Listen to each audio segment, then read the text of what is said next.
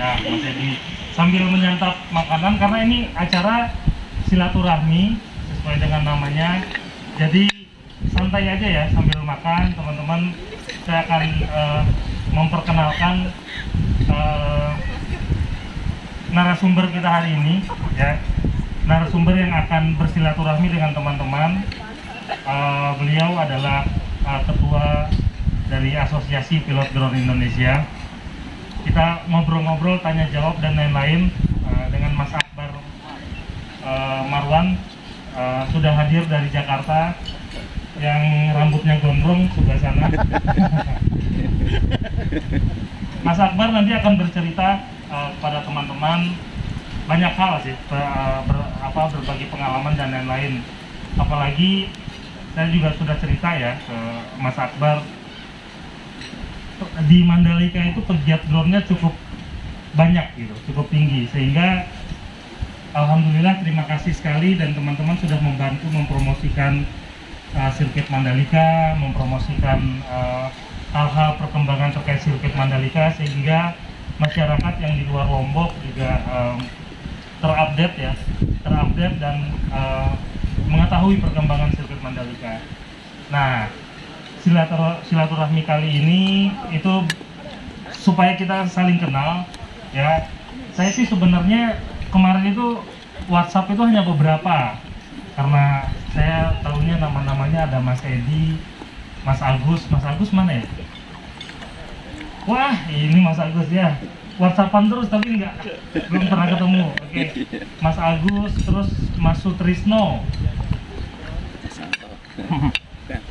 Oh ya, Mas Sutrisno. Terus siapa lagi? Satu lagi ya, Mas Anto. Mas Anto. Karena tadinya saya lihat profil di WhatsApp grup di WhatsAppnya itu, saya pikir tadinya kolonel. apa laksamana gitu. Ternyata ini orangnya ternyata nggak terlalu serius lah. Oke, teman-teman, sambil menikmati makanan, saya panggilkan Mas Akbar ya, untuk ngobrol-ngobrol terkait drone, terkait apapun itu, supaya kita berbagi pengalaman silaturahmi kali ini. Teman-teman juga bisa tanya jawab, bisa apapun itu ya.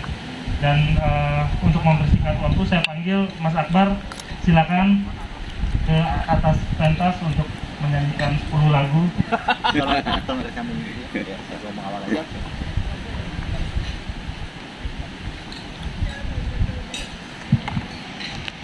Ini wireless Mas, jadi bisa keliling-keliling. Monggo Mas Akbar. Baik, assalamualaikum warahmatullahi wabarakatuh. Selamat siang om-om semua, kakak semua. Pertama-tama salam hormat dari saya, Akbar. Saya di sini ditemani sahabat saya, Om Hendarto, wakil ketua umum APD juga, gitu ya. Jadi ya supaya kita bisa silaturahmi lah, gitu ya. Tujuannya tidak bukan dan tidak lain, supaya kita bisa terbang aman, terbang bermanfaat, terbang bermartabat, dan nyaman untuk semuanya, gitu ya. Kami sampaikan salam juga dari pembina kami, Marsma TNI Fajar Adrianto. Beliau itu adalah Kapus Dirga TNI AU. Beliau menyampaikan salam kepada teman-teman komunitas drone di Mandalika, ya. Beliau yakin kalau teman-teman komunitas drone pasti akan saling bahu-membahu dengan pengelola Mandalika untuk menjaga kondusivitas, gitu ya, supaya terbang drone itu aman, tidak ada yang mengganggu seperti itu. Nah, kebetulan saya ditelepon sama Mas Andes ceritanya nih kau boleh cerita, nggih Mas ya. Jadi kau boleh cerita, telepon Mas, sharing gimana kalau di Jakarta itu kan ada GBK gitu ya, gimana sih seperti apa di sana gitu ya. Nah, maksudnya itu jadi sebelumnya gini Mas, kita itu di APDI ya, tipikal kami adalah gimana caranya kita mencapai keseimbangan keseimbangan antara keamanan tapi juga produktivitas tetap tinggi, gitu loh, ya kan? Kenapa? Karena kita itu kalau selalu ngomongnya dilarang itu nggak nyaman. Ya, dilarang nyaman. Harus ada solusinya. Kita ambil jalan tengahnya, gitu kan? Gimana caranya kegiatan teman-teman ini mendapat dukungan, kan gitu? Dari pengelola, dari pemerintah, dari teman-teman keamanan, baik di TNI AU, kepolisian, dengan pihak keamanan lainnya lah, seperti itu. Nah, jadi kalau boleh saya cerita, kami di Jakarta tuh ada yang namanya, salah satunya adalah Drone Free Day. Ya. Jakarta tuh, Mas, ini kita tuh kalau biasa manggil tuh om, sama nggak di sini? Sama ya, om. Nah, jadi om bahaya. Ya. Nah, jadi gini, kita tuh ada di Jakarta namanya Drone Free Day. Jadi Drone Free Day itu misalnya nih di Aldiron itu kan tengah kota, ya kan? Kalau mau terbang di situ harus izin, gitu. Ya, nah di sana kita difasilitasi oleh kampus Podirga TNI AU, ya. Untuk apa? Untuk terbang di sana, ngambil foto patung patung ini yang kalau banjir semata kaki Jakarta tenggelam. Kalau banjirnya sampai semata kaki patung itu Jakarta tenggelam. Kenapa? Patungnya tinggi. Banjir semata kaki patung Jakarta tenggelam. Ya, itu tengah kota, dan itu boleh. Ya, jadi pada slot waktu ditentukan. Ya, nah, jadi saya cerita sama Mas Andes, sama Mas Alan juga, gitu ya. Kita coba cari supaya kreativitas teman-teman itu berjalan. Kan teman-teman ini kan, kalau saya menganggap ini adalah duta, ya, kawan-kawan om semua duta Mandalika, gitu, ya kan? Duta-duta ini pasti menginformasikan hal-hal yang baik tentang Mandalika, kan gitu, ya kan? Nggak mungkin memberitakan hal-hal yang buruk ataupun kontradiktif yang ada hubungan dengan Mandalika. Pasti akan menguntungkan juga bagi pengelola stadion di Mandalika, gitu kan? Sama halnya dengan GBK, Bang, gitu juga, gitu kan? Nggak mungkin lah ada pemukulan GBK, gimana ada yang merusak itu yang kita videokan, membuat ketakutan orang, enggak, ya kan? Itu mesti yang kenapa?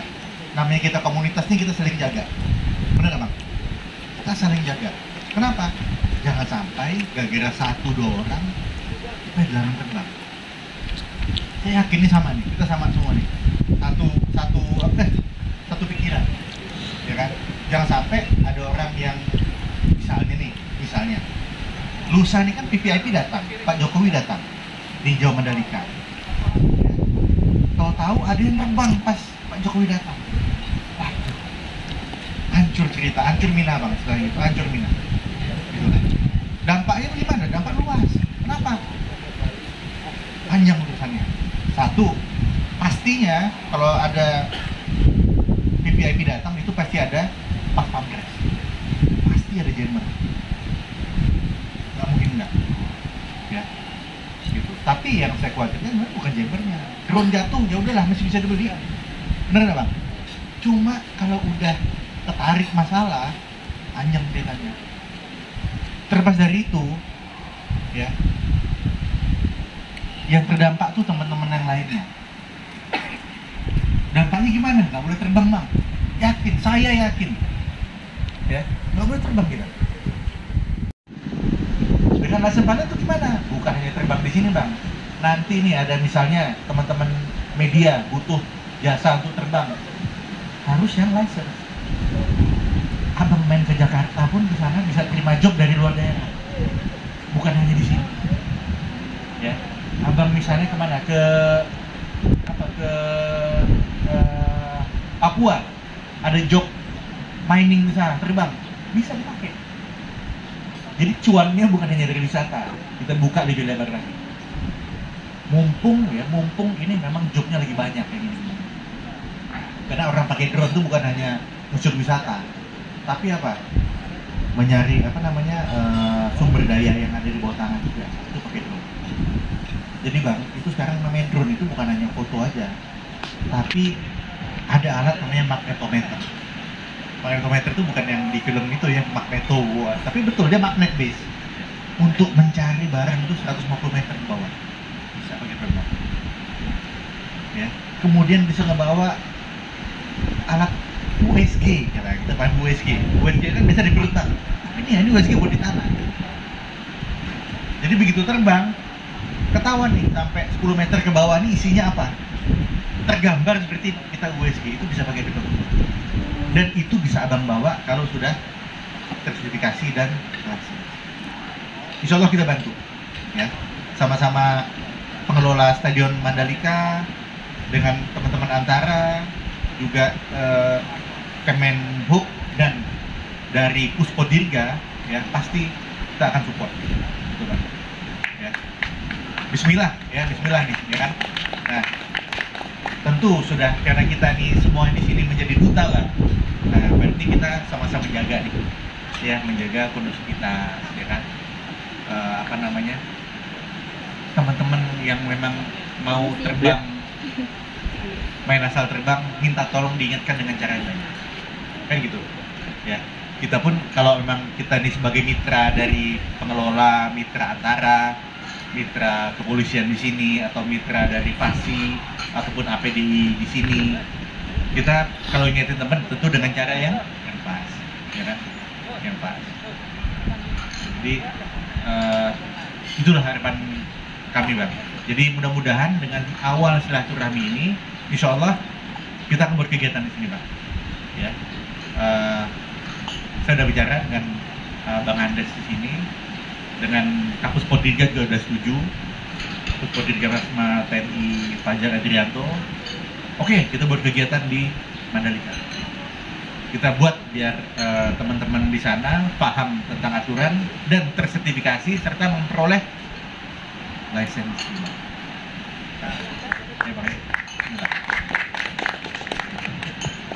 Nah itu jadi nah sambil kita coba brainstorming, ya kan, kira-kira apa nih harapan dari kawan-kawan di sini, ya, seperti apa sih yang diharapkan. Kita sih sebenarnya banyak ide. Ada lomba foto video yang bisa kita buat, ya kan. Nanti dari lomba tadi sempat ngobrol sama Bang Andes. Sekarang itu kan yang lagi musim itu tuh footage pakai drone racing bang. Udah ada yang main drone racing belum ini?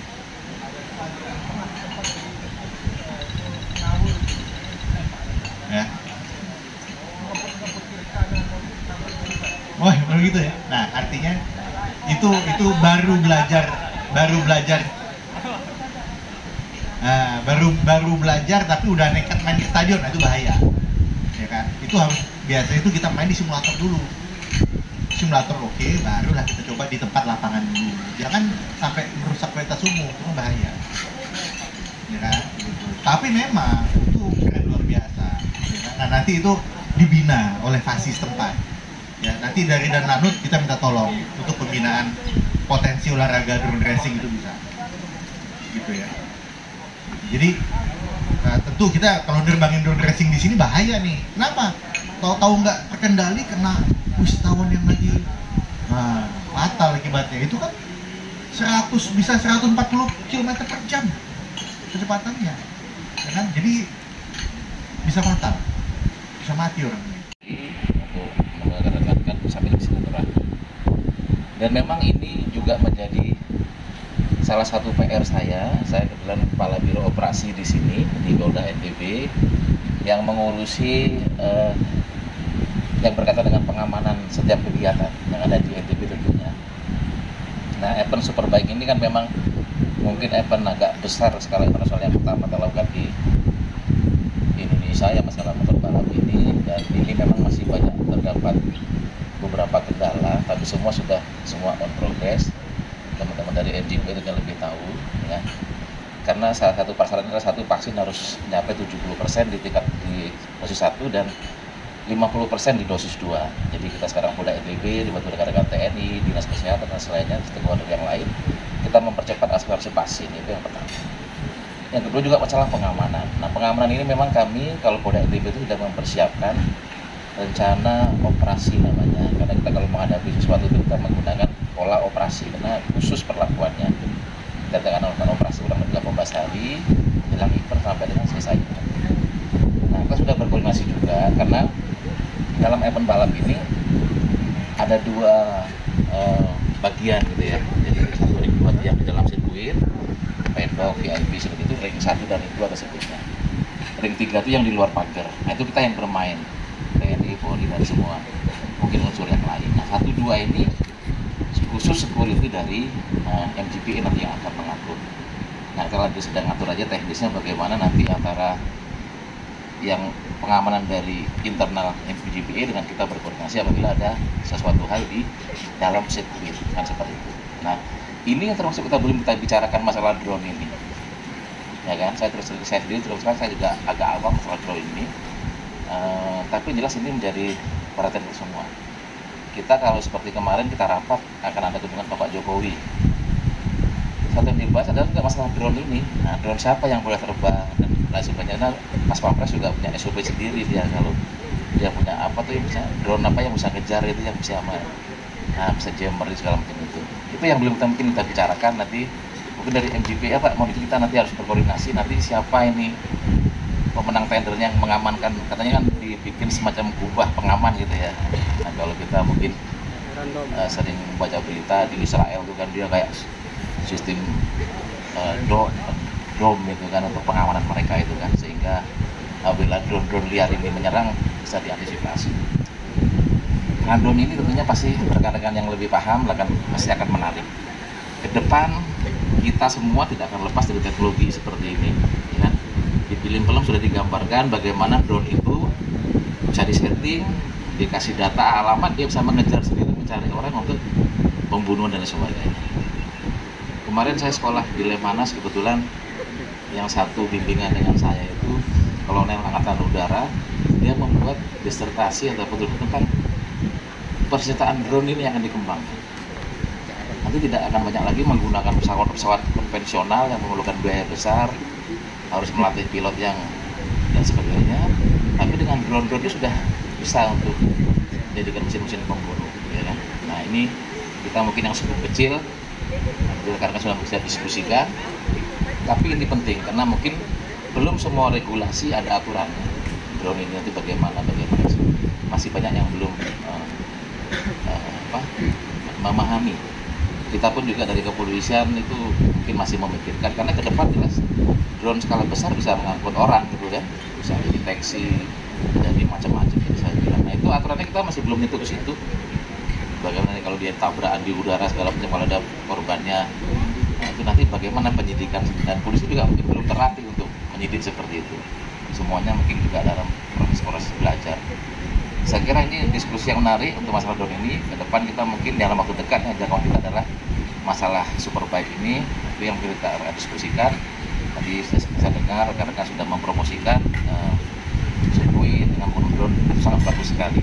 Kita pun juga kepolisian banyak menggunakan teknologi drone ini untuk pengintaian, untuk mencari sesuatu, karena kalau kita langsung menggunakan manusia juga ada unsur bahayanya. Kalau masuk rumah, terbang dari ketinggian itu memang ada beberapa teknis yang kita kadang menggunakan drone juga. Makanya rekan-rekan Brimob sekarang semua familiar dengan drone. Nah, itu mungkin kita diskusikan. Yang jelas kalau kita syukur-syukur ya drone ini bermanfaat yang positif untuk kita, bukan yang negatif. Nah, kita hindari bagaimana seandainya nanti orang berlomba-lomba naik ke bukit yang ada di sana itu, ada sekitar 6 bukit yang sudah saya survei itu, dia bawa drone, dia lepaskan drone-nya, mungkin drone-nya teknis jatuh ke lintasan misalnya, tabrak motor, itu internasional beritanya, ya kan? Di Sirkuit Mandalika ada drone yang jatuh gitu kan. Nah, itu kan, nah ini yang perlu kita bahas karena mungkin dengan euforia kita habis pandemi ya kan, kemudian pengen rame, pengen melihat, belum pernah tempat kita. Mungkin kalau yang hobi motor GP, seperti nontonnya ke Australia, ke Malaysia, kita sudah ada di Mandalika, ya kan? Nah, bukan tidak mungkin. Sebagai sebenarnya penggemar ini dia juga mungkin kepentingan untuk dokumentasi sendiri atau kepentingan yang lain, sehingga banyak yang memang harus kita diskusikan sehingga nanti intinya kita bermanfaat untuk penyelenggaraan World Superbike yang nanti di bulan November ini. Saya kira itu pengantar saya rekan-rekan. Mohon maaf saya juga tidak bisa berpanjang lebar karena saya sendiri asli juga belum terlalu paham. Terus terang saya bilang saya tidak agak awam masalah drone itu, tapi jelas itu menjadi pemikiran saya untuk ke depan bahwa kita pun dari kepolisian tidak akan lepas nanti, karena pasti banyak yang akan berkaitan dengan kalau terjadi laka, dampak yang melihat kesemuanya itu banyak sekali nanti rangkaian peristiwanya yang harus kita selesaikan. Saya kira itu, terima kasih atas undangan dari rekan sekalian. Saya kira selamat kita berdiskusi, kita ngobrol-ngobrol, mudah-mudahan bisa kita untuk membawa nama NTB lebih harum lah saya kira. Ya, saya kira itu. Wassalamualaikum warahmatullahi wabarakatuh. Waalaikumsalam. Hingga dikenal sampai ke ujung-ujung Indonesia bahkan. Terima kasih untuk teman-teman semua. Yang ingin saya sampaikan dan tambahkan di sini sedikit, kita mudah-mudahan kita ke depannya akan bisa kerja lebih baik lagi daripada sekarang. Nah, kita di Mandalika kemarin memang tidak kita terlalu larang untuk teman-teman beraktivitas Mandalika. Memang akhirnya kenapa ada perizinan itu juga untuk data kita juga, siapa saja sih teman-teman ini yang pergi beraktivitas. Nah, salah satu keinginan kita untuk acara ini juga seperti sampaikan Pak Marwan ini adalah kita sama-sama menjaga sirkuit Mandalika ini, Pak. Jangan sampai juga nanti karena ada terpleset salah satu teman kita, mudah-mudahan terpleset dari luar yang teman-teman di sini semua. Persoalannya begini, saat terjadi balapan itu ada yang namanya hak cipta. Hak cipta ini sangat dilindungi oleh penyelenggara Dorna, dan kita sangat terikat oleh hak cipta ini. Jadi saat balapan itu hak cipta ini begitu